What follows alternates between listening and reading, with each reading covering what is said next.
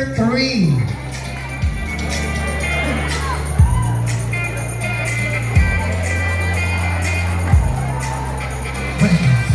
Mayong gabi candidate number 3.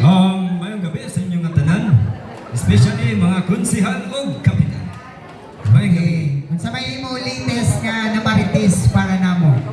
Ako, naglakat ako kaganina. Dason, may gihapak ako. Wa ako kay Bao. Kung sila to ba nga wala labot?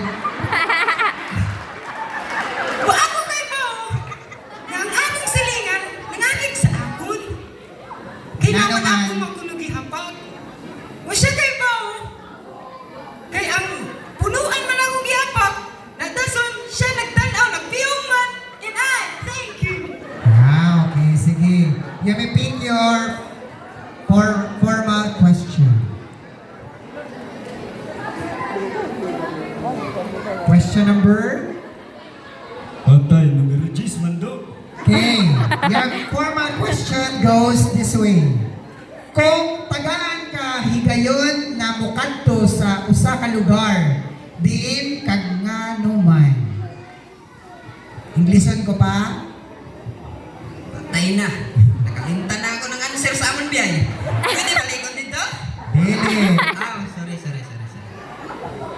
Kung ako tagaan higayon na makakadto sa usa ka lugar, akong paugdon ang akong pamilya. Kung ako man ang pagkatuon sa usa ka lugar, ang akong katuon kay ang Amerika, kay dito dili init para dili lagi? Kay dito dili init. Oh, grabe na tabi ka init sa Pilipinas. Ay, thank you. And your yaga question is?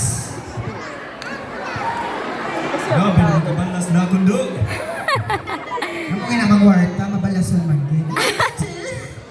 The question, yaga number 2 goes this way. Kung pananglitan, wanted ka.